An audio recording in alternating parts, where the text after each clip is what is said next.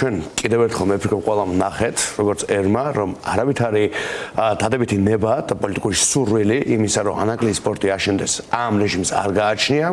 ისინი ცდილობენ ერთი მხრივ სავაჭრო, როგორ ვთქვათ, კოზირად გამოიყენონ ამერიკის შეერთებულ შტატებთან ურთიერთობებში, რომელიც ნორმალიზებაც მათ სურთ ანაკლიის საკითხი, რადგან მათ ძალიან კარგად იციან, რომ ეს არის ფაქტობრივად ერთადერთი რამ, რაც დღეს მათ ხელთ არის, მეტნაკლებად, მაგრამ ამავე დროს კაფეად უნდა ხედავდნენ, რომ ეს თვითონ გააფუჭეს, თვითონ ჩაძირეს პორტის პროექტი, თვითონ დააკარგინეს საქართველოს ეს უნიკალური შესაძლებლობა, მაგრამ მეორე მხრივ შევხედავთ, რომ არც ახლა, არც ერთი რეალური ნაბიჯი არ არის გადადგმული იმისაკენ, რომ პორტის პროექტი აშენდეს. არ არსებობს ინვესტორი, არც ჩინეთთან საუბარში, როგორც თქვენ აღნიშნეთ, არ იკვეთება არავითარი ქმედითი ინტერესი იმისა, რომ ანაკლის ღვაწლოვანი პორტის პროექტი შეიძლება რაიმე კუთხით წავიდეს წინ და რა თქმა უნდა, არც სხვა ინვესტორი არ არსებობს და ჩვენ ამაზე ვსაუბრობთ მწუხარებით გასული წლების განმავლობაში. აქ რამდენიმე დეტალი შემოვიტანოთ, ბატონი რომან კოცირიძე ძალიან კომპეტენტური, არა მარტო ანალიზი, არამედ ინფორმაციული ნაწილი იყო ამ ვიზიტის შეფასების ნაწილში და ბატონმა რომანმა გუშინ საღამოს ჩვენთან ერთ ფორმულას ეთერში, მრგვალ მაგიდაში ახსნა ძალიან დეტალურად რატო დაიკარგა შანსი და პერსპექტივა თუნდაც ჩინურ კონგლომერატის მეშვეობით ამ ანაკლის სპორტის წარმოების და მან ჩამოთვალა მათ შორის სახელმწიფოს მიმართ წამოყენებული მოთხოვნების ის ნაწილი, რომ გარანტიებს ითხოვს ჩინური კორპორაცია ასე შემდეგ, რასაც ეს ფთარობა ვერ მიცემს, მათ შორის ვერ მიცემს იმიტომ, რომ ამაზე გაცილებით ნაკლები გარანტიების მოთხოვნაზე თქვა უარი, რის გამოც დახარვეს და ძველ კონსორციუმთან ან დასავლეთის მონაწილეობით იმპორტის მშენებლობა და რის გამოც აი ხაზარაძე ჯაფარიძის ისტორიის ნაწილში მთავარი საკვანძო საკითხი რაც იყო, ხო, აი 50 მილიონის გარანტიაზე იყო ლაპარაკი, ისიც თითქმის გამოუყენებელი დარჩება. აქ 300 მილიონზეა ლაპარაკი და ამას ვერ აკეთებენ, იმიტომ რომ დიდ დავას მერე განახლდება ეს დავა და წააგებენ. ანუ მივიღეთ სურათი, როდესაც ვეღარც ჩინელებს ვერ აშენებინებენ და აქეთაც გაჭედილი არიან, იმიტომ რომ ივანიშვილის ნათქვამისა არ იყოს შავ ზღვაში ამერიკელებს რა უნდათ. აი რა პერსპექტივას უქადით მათ ამერიკელების უკვე პოლიტიკური კომუნიკაციის ნაწილში მოვლენათა ასეთი განვითარება. დიახ, ეს არის აბსოლუტურად სწორი ანალიზი. ჩვენ ვხედავთ, რომ ერთი მხრივ ჩაძირეს პროექტი, რომელშიც მონაწილეობდნენ ამერიკელები, რომელშიც მონაწილეობდა 5 საერთაშორისო ფინანსური ინსტიტუტი, საუბარი მაქვს კონსორციუმის ეგიდით, კონსორციუმის წიაღში არსებულ პროექტზე. ჩვენ გვახსოვს ძალიან კარგად მამუკა ხაზარაძის და ბადრი ჯაფარიძის წინააღმდეგ წარმოებული პოლიტიკური დევნა, ეს შეკერილი შეთითხმის საქმე, რომელიც ამ სასამართლოს პირობებშიც კი კიდევ ერთხელ გავახსენოთ საზოგადოებას რეალურად წააგო სახელმწიფომ, იმიტომ რომ ფულის გათეთრება რა თქმა უნდა ვერ დამტკიცდა, რაც არ არსებობდა ვერ დამტკიცდა და მოხდა ბრალის გადაკვალიფიცირება. ესე იგი სასამართლო შეიჭრა პროკურატურის ფუნქციებში, მე ვფიქრობ პირველად საქართველოს ისტორიაში არნახული რამ მოხდა, როდესაც ერთმა შტომ საერთოდ სულ სხვა ორგანოს უფლებამოსილების შეითავსა და ბრალი გადაკვალიფიცირა, ის არც გამოძიება ყოფილა, არც მომჩივანი, არც დაზარალებული. ეს ემსახურებოდა ერთადერთ მიზანს, რაც იყო რა თქმა უნდა ანაკლის დასავლური და ეროვნული ქართული პროექტის ჩაძირვა და ახლა ქართული ოცნების რეჟიმი არის გაჭედილი ისეთი ტიპის ვითარებაში, როდესაც ვეღარც უკვე დასავლურ კაპიტალს ვერ ესაუბრება, იმიტომ რომ ეს ძალიან ცუდი პრეისტორია არსებობს, ხო? ეს ყველამ იცის, რაც მათ ჩაიდინეს, იცის ყველამ. რაც მამუკას და ბადრის წინააღმდეგ ჩაიდინეს, ასევე იცის ყველამ, ხო, პოლიტიკურად მოტივირებული საქმების კუთხით, მათ შორის მათვე მოახდინეს ამერიკული კაპიტალის ექსპროპრიაცია, ანუ მიტაცება. აი ბოლშევიკური რაღაც გააკეთეს, ხო, იქ ამერიკელების ფულიც იყო ინვესტირებული. იქ უკვე ათობით მილიონი დაიხარჯა. იქ შესაბამისი ოპერაციები განხორციელდა, ხო? და დღეს არათუ ის არ არის, არათუ რამე არ არის დამატებული, ისიც კი არ არის შენარჩუნებული, რაც კონსორციუმის დროს გაკეთდა, წარმოიდგინეთ, აი ხო დაატარებენ იქ ბატონი ანდრეველი ყავდა და ამას წინ ჩაყვანილი, მე სულ ვკითხულობ, რა აჩვენეს? კაი ჩაიყვანეს და რა ნახა იმ ადამიანმა? ნახა ის, რომ ისიც კი, რაც უკვე იყო გაკეთებული და ნაბიჯები იყო გადადგმული, ისიც კი უკვე აღარ არის ადგილზე და კიდევ ხელახლა არის ინვესტიცია გასაკეთებელი, ხელახლა არის გასათხელი, ხელახლა მოსაწყობი ინფრასტრუქტურა და ასე შემდეგ. რაც შეეხება ჩინეთს, ჩვენ ყოველთვის ვამბობდით, რომ ჩინეთს შეუძლია იყოს ერთ-ერთი თანაინვესტორი, ხო? აქ იმაზე არ არის საუბარი, ჩინეთი საერთოდ იქნება თუ არა, ხო? ჩინეთი არის, რა თქმა უნდა, მსხვილი ეკონომიკური აქტორი, მნიშვნელოვანი ეკონომიკური და პოლიტიკური გლობალური მნიშვნელობის ძალა. გასაკვირველია, ჩინეთს არამედ მიიჩნეოდნენ, რომ არ უნდა იყოს საერთოდ. აქ საუბარია, როგორ იქნება საკონტროლო პაკეტი, ეროვნულ ინტერესებთან თანხვედრაში არის თუ არა კონტრაქტი, რომლითაც აშენდება ანაკლია და რა თქმა უნდა ის ძალთა ბალანსი, რომელიც იქნება წარმოდგენილი იქ, ხო, მათ შორის კაპიტალის სახით და ამ კუთხით გავაკეთეთ ჩვენ სწორედ ის რაღაცა, როგორ ვთქვათ, შეთავაზება და ჩვენი ხედვის, როგორ ვთქვათ, ჩვენი ხედვა გავაცანით საზოგადოებას, თუ როგორ უნდა მოხდეს შემდგომ პერიოდში ანაკლისთან მიმართებით ესე იგი პროცესის განვითარება. ეს არის დასავლური, ანუ ამერიკული და ევროპული კაპიტალის პირდაპირი მონაწილეობით, ეს არის გამჭვირვალე კონტრაქტებით და ეს არის ანაკლის ეროვნულ სტრატეგიულ პროექტად გამოცხადებით. წინააღმდეგ შემთხვევაში, ნებისმიერ საპირისპირო შემთხვევაში ჩვენ მივიღებთ ვითარებას, რომელიც არ არის თავსებადი და თანხვედრაში ქართულ ეროვნულ ინტერესთან და ჩვენთვის ერთ-ერთი მთავარი მამოწევებელი არის ქართული ეროვნული ინტერესი. მამუკა ხაზაძე არაერთხელ უთქვამს ის რაღაც ამას კი არ უყურებთ, რაღაცა მამუკას ან ბადრის ბიზნესად პირდაპირ ვიტყვი, არა, ამას უყურებთ ქართულ ეროვნულ გეოპოლიტიკურ პროექტად და ჩვენთვის მთავარი არის რომ პირველი აშენდეს პორტი და მეორე ის აშენდეს სწორი კონტრაქტით და სწორი აქტორების თანამონაწილეობით.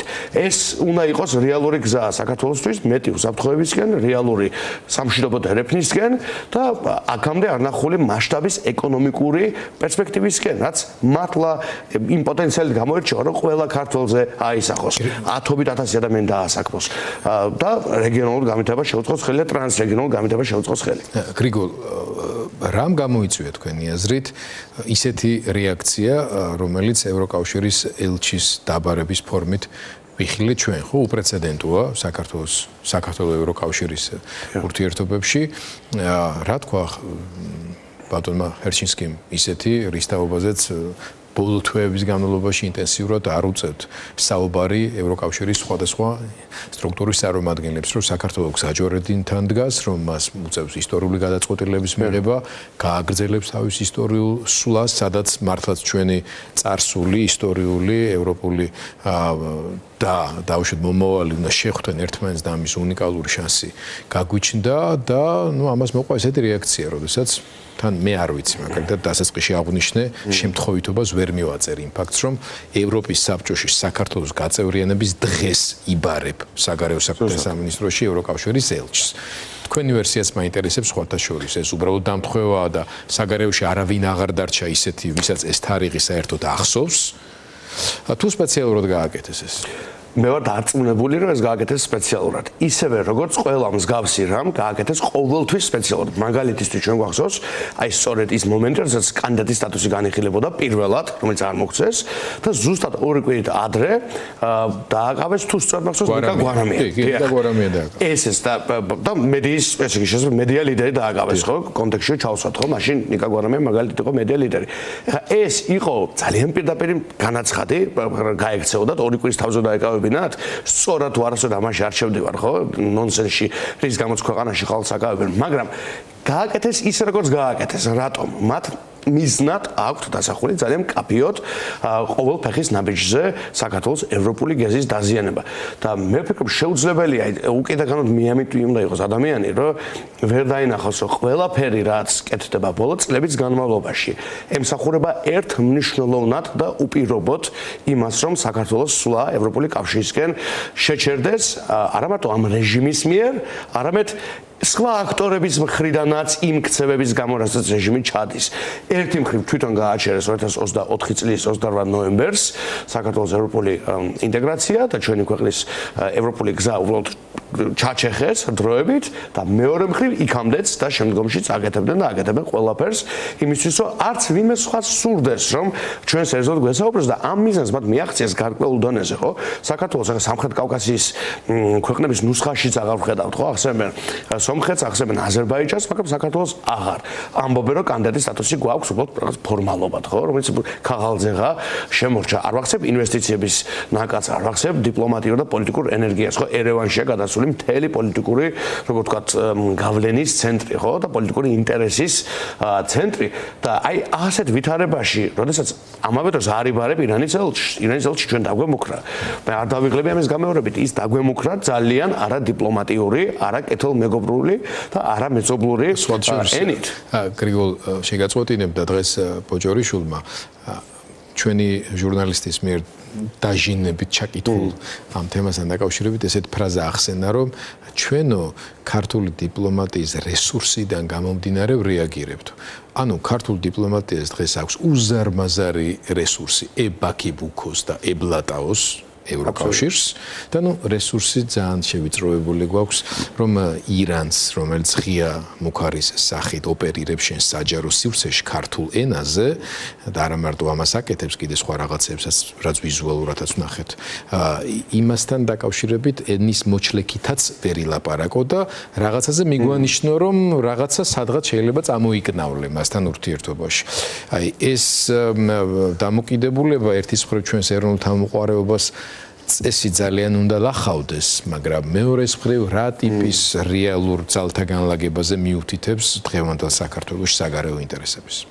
დიახ, ეს არის სრულიად პირდაპირ დასტური იმისა, რომ თანამედროვე ქართული საგარეო პოლიტიკა, ხოცური, უფრო ზუსტად საგარეო პოლიტიკა არის რეალურად გაუქმებული. ის მე მიყვარს ხოლმე ხშირ ხაზგას, რომ ეს აღარ არის ცუდი საგარეო პოლიტიკა. უბრალოდ საგარეო პოლიტიკა აღარ არის, აღარ გვაქვს ასეთი რამ. და ეს მე მგონია სწორედ რუსული პროექტის ერთ-ერთი მთავარი ნაწილი. რადგანაც საგარეო პოლიტიკა არის სუვერენული სახელმწიფოს ერთ-ერთი მნიშვნელოვანი ნიშან-თვისება, ატრიბუტი. საგარეო პოლიტიკის გარეშე შენ არ ხარ ჩამოყალიბებული სრულყოფილი საგარეო პოლიტიკური ერთეული.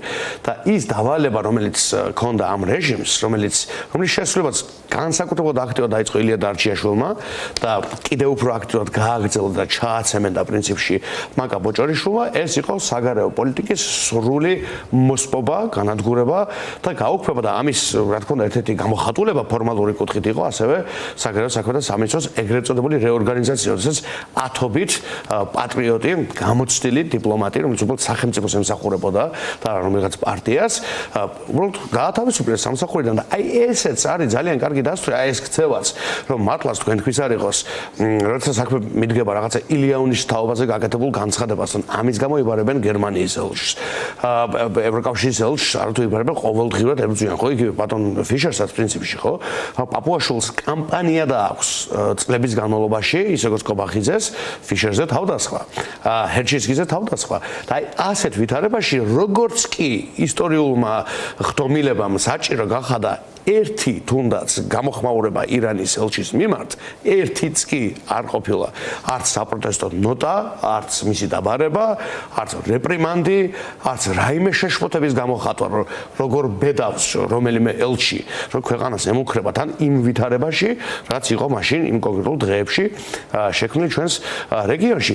ამავენაირად არც ვთქვათ, ესე იგი უნგრეთის ელჩის მიმართ დაწყვეტა კითხვები, ხო, როდესაც გაირკვა, რომ 4 წლის განმავლობაში თბილისში მუშაობდა პირი, რომელიც სულ ახლახან დააპატიმრეს რუსეთისთვის სასარგებლო ჯაშუშობის გამო ამჯერად უკვე უკრაინაში. მაგრამ ის იყო უნგრეთის დიპლომატიური საფარქვეშ მომუშავე პირი. არავითარი კითხვა არ დასმულა. ეს პირი 2016-2020 წლებში აი აქ საბურთალოზე საელჩოში მუშაობდა, მაშინაც ვსტოვრობდა თუ არა რუსეთის ინტერესების სასარგებლოდ.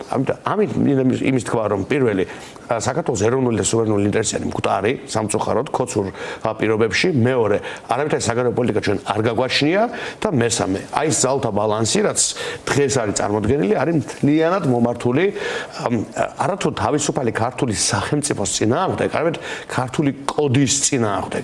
ყველაფერი ქართული, რაც კი ოდესმე არსებულა მეფეების დროს, პირველი რესპუბლიკის დროს, ყველა თანამედროვე ხელისუფლების დროს, ვიდრე ქართული ოცნების აი ეს ბოლო ფაზა ჩამოდგებოდა ეს ღიად.